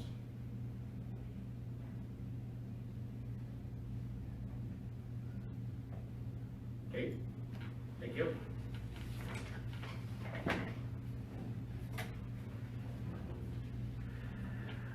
Should we do the council reports?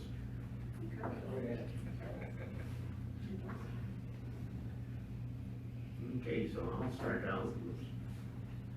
On July the 31st, I went to the joint mayors and Reeves meeting in Tabor. On August the 1st, we had a council meeting.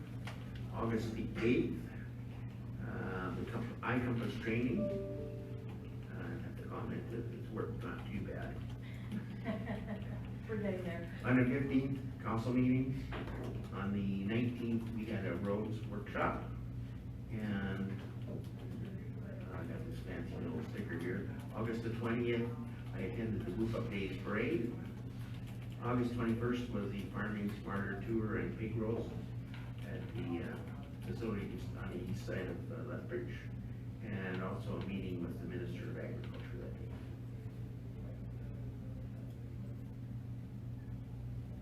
And who is next? Yes? On the Mayors and Reeves meeting, they do move that around a little bit. Oh, that was a joint meeting. Oh, it's separate. So it was a special meeting because they wanted to have a discussion on ALO, helicopter service. Okay. So they had a presentation from them, that meeting. It was a date. So usually Mayor's of Maine only meets south and east once a year, which is in Tabor, and that was usually in May. Or sorry, June.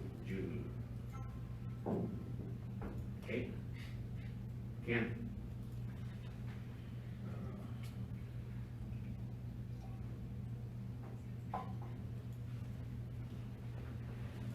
Okay, on the first, council meeting, on the 7th was thing at Exhibition Park. August 8th was the Compass training. The Covers Parade on the 10th. County of Warner IDP on Sterling on the 13th. And then, council meeting on the 15th. And then the 17th was the Pitcher Butte Parade. August the 19th was a road workshop. The 20th was Hoop Up Days Parade. 21st was a meeting with the Minister of Agriculture. And 21st also was farm roundtable inspections and field tour. Farm this morning.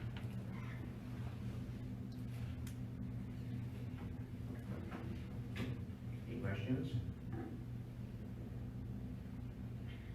Let's move on to Tori. August 1st, council meeting. That evening, had a Chinook Arch board meeting. August 6th, Friends of Chinook Arch Casino. The Friends of Chinook Arch get a casino every few years, and my wife and I volunteered for that. Spent the night at the casino. August 8th, iCompass training. August 13th, County Warner, Lethbridge County IDP open house. The 15th, County Council meeting. 17th, Pitcher Butte Parade. 19th, Roads Workshop. 21st, meeting with the Minister of Agriculture. 26th, Lethbridge Regional Waste meeting. And on the 27th, Chin Simplot public meeting. And that was, I want to thank Anne and Hillary and Sarah for putting that together. It was just an opportunity where there was a proposed development just outside of the hamlet of Chin. And there was quite a few residents that were quite concerned about that proposed development. So they secured the use of the ready-made community hall, and some representatives from Simplot, the applicants were there. They were able to go through some poster boards, have a discussion with the residents, and I think it really went well. A lot of the fears and concerns were alleviated, and a lot of questions were answered, and I think everybody walked away with a better understanding of what the proposal was, and I think it was a great model for something we can continue to do moving forward. So just want to thank Anne and everyone for that. Any questions for Tori? Steve? Thank you, Mr. Chairman. August 1st, council meeting. August 7th, had an Exhibition Park corporate engagement event. The 8th, had iCompass training. The 10th, attended the Colors Parade. 15th, council meeting. August 5th, also August 15th, Exhibition Park board meeting. And on the 19th, at the Roads Workshop. Any questions? How's that going with the X-Solution? Coming along? Yes, there's a grant with the province that they have applied for, hoping to hear word sometime in the next few months. And they'll also make a presentation to City Council for funding, kind of both within the next month or two, I think also. Steve, is that the same one they have applied for in the past? Is that CIP, I believe is the. Yeah, okay. Any other questions? Bob? No. It's your report. No, what's my, at the August 1st council meeting, August 8th, iCompass training, 15th of August council meeting, 19th, the road workshop meeting, 21st, farming smart field tour, big roasts, 21st meeting with the agriculture minister, and then the 21st, we have the Exhibition Park Board of Directors rooftop barbecue I went to. Any questions for Bob? Morris? Yeah, thank you, Mr. Chairman. August the 1st, council meeting. August is 8th, the complex training, and I'm still in training, I think. August the 13th, County of Warren, Lesbos County IDP. August the 15th, council meeting, and August the 17th, it's not on here, but I think a lot of us participated in the Picture View Parade. And August the 19th, the road workshop. August the 25th, Farmers Market Field Tour and Pick Roast was really good. August the 21st, meeting with Minister of Agriculture, no comment.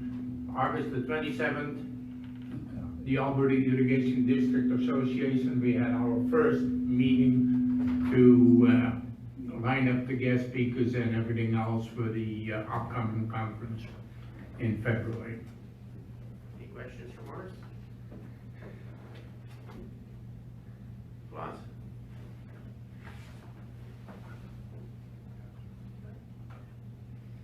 Thank you, Mr. Chairman. Thank you, Mr. Chairman. For August 1st, we had a council meeting, and August 8th was iCompass training.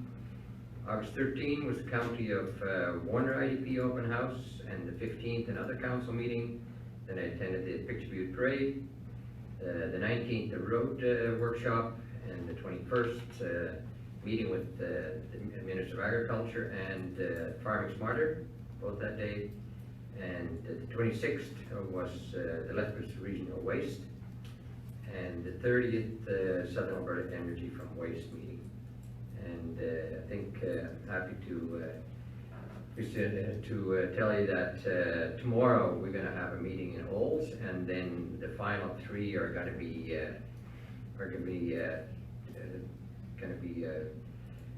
made known to everybody there. So I won't be going to the Little Bow meeting tomorrow, because I want to be at that meeting, because HDR is going to be there. That's the engineers, and they're going to have an explanation of how things worked and how they came to the conclusion and so forth. So I don't want to miss that meeting.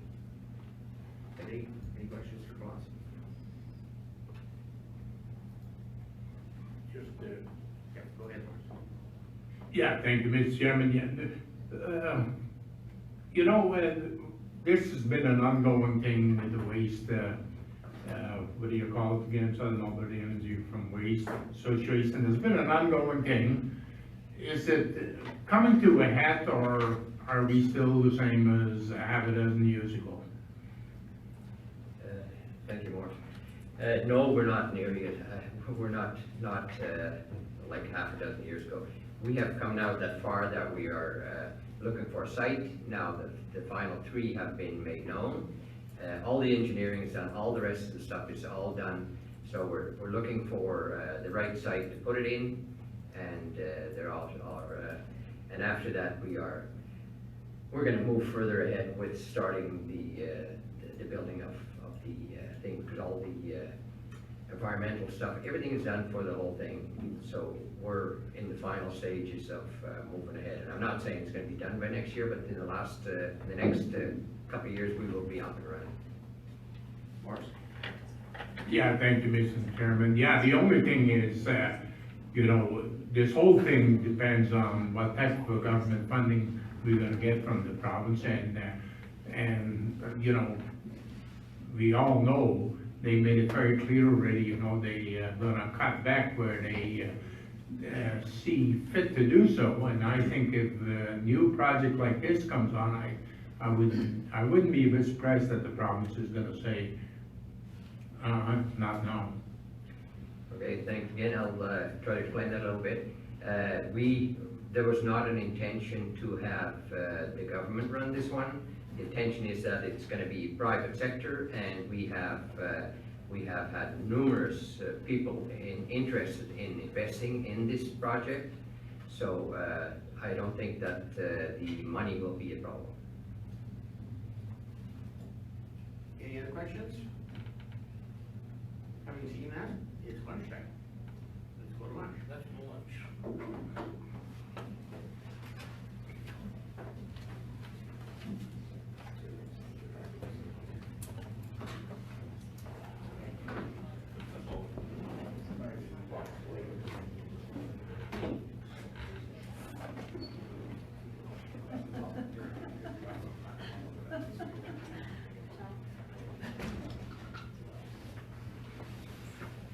You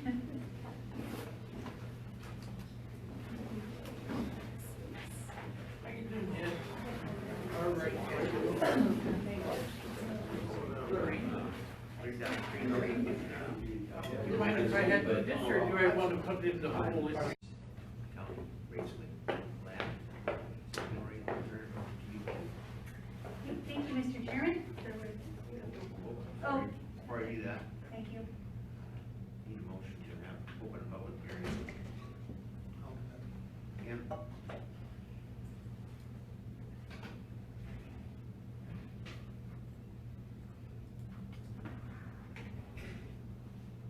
Okay, it's up there, please go ahead and vote for or against.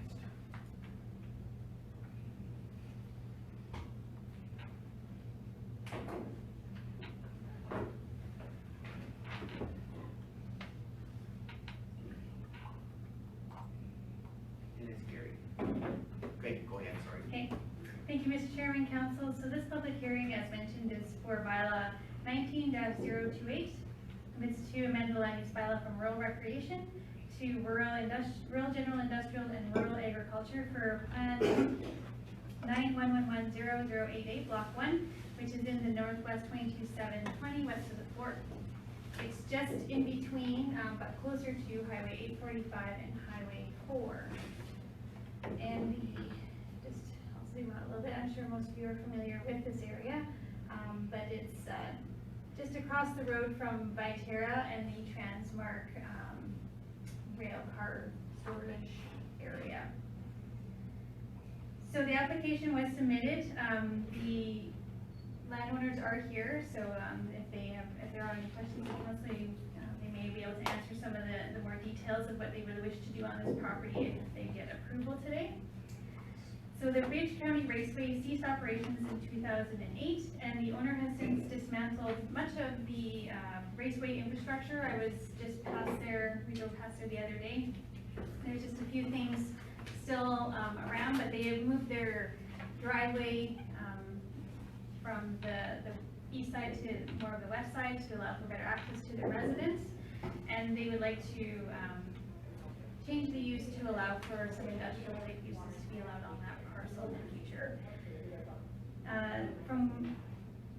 From the bylaw perspective, the municipal development plan, the application does meet a lot of our criteria that we have in there.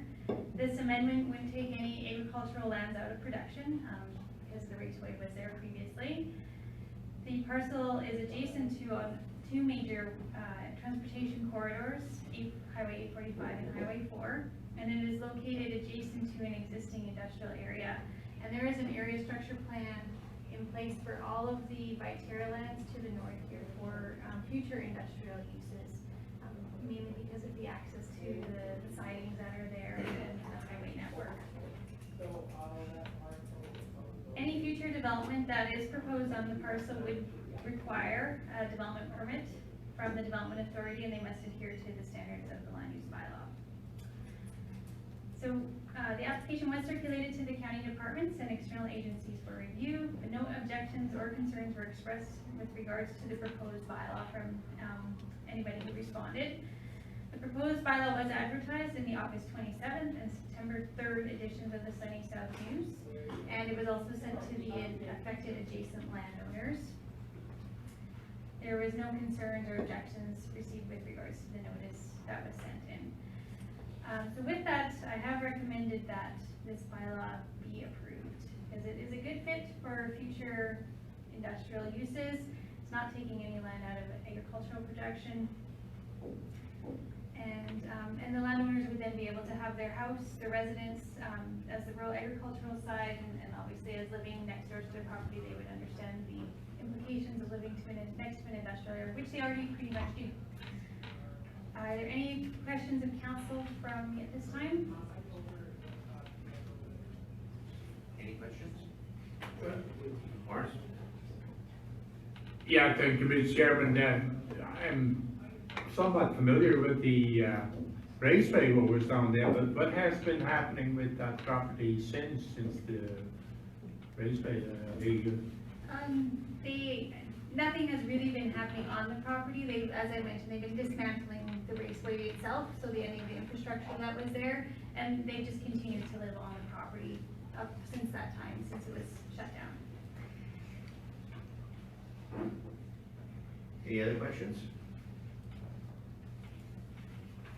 So at this time, I'll turn it over to the public sector, so, if you wish to make a presentation, I can just ask you address council and, keep to the topic at hand and give your name for Lorraine to record it, okay? So is there anyone here wishing to speak in opposition? Oh. You're probably not.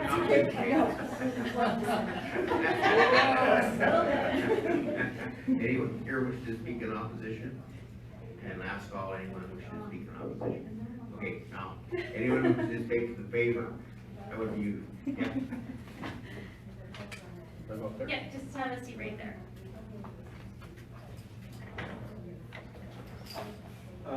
To answer Mr. Zeenstra's question, our residence is on that property, and we've lived out there for 20 years. So we're trying to bring it back to more of a natural place. The wall has been torn down, hauled away, and we've recycled as much as we can. I'm a one-man person, and I do it in my spare time, so we still have some infrastructure at the grandstands to tear down, but other than that, we're trying to bring it back and just clean up the property so it's not a foregoing eyesore.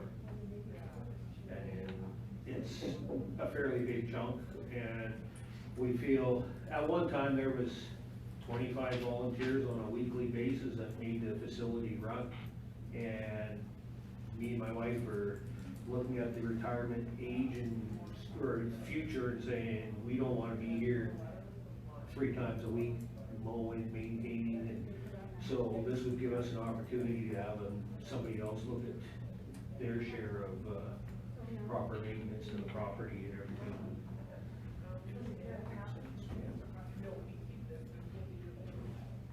Anything else you want to add? Can you just give Lorraine your name, please? James Adneggy. Does council have any questions? Also have any questions? Okay, anybody else? Oh, Steve, sorry. Thank you, Mr. Chairman. Do you have a buyer in place that has kind of a plan for development for the area, or anything you can sort of speak to there, I guess? We've had 5, 6, 20 buyers interested in the racetrack. None of them ever came forward. Everybody was always got a better deal, better plan. We've had Tony Birch out there, 3 different, we had 4 different realtors. Not one of them ever brought an offer forward. We have people that say, oh, this is what you gotta do. If we keep following that route, I don't know. We just personally think, you know what, the racetrack was never gonna sell. We moved out there to get away from the city. We wanted to be in a quiet zone. I don't know why we voted on a train track that makes noise every day, but we live with that. And so no, we don't have anybody interested in buying the whole place. There's people that have talked, but again, nobody's ever come up with a, you know, let's sit down and discuss this or that, you know, so. Okay, anyone else wishing to speak in favor? Anyone else wishing to speak in favor? And last call, anyone else wishing to speak in favor? And last opportunity, does council have any questions? Hillary, you have anything in closing? No, I don't think I do unless council has any more questions. I think just that it does seem to be a good fit for the area to have this, and it'll be another opportunity for some potential industrial development in an area where we already have existing industrial development. So that's all I would have to add.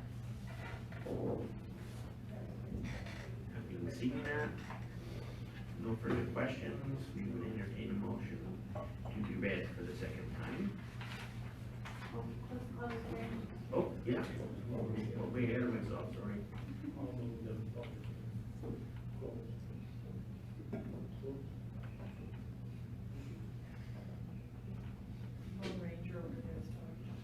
Yeah, I got them down. I'll ask you please to vote now, yes or no, to close the public hearing.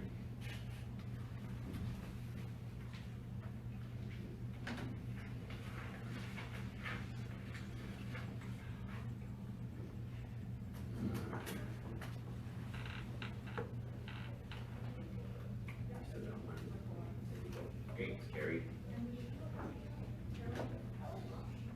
Okay, now, we would entertain a motion for second reading. Move so.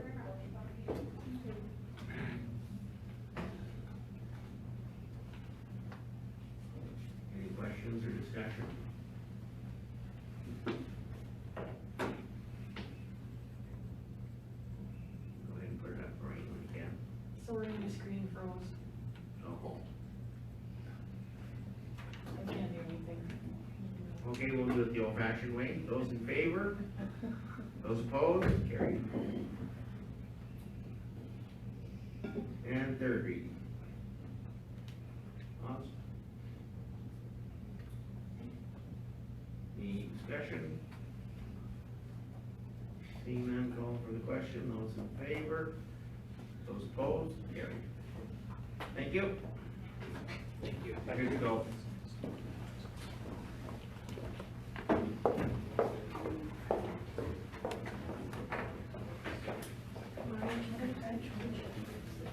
Then we can use the motion to go back into closed. Also, go back to the camera. Don't use the mic. Okay.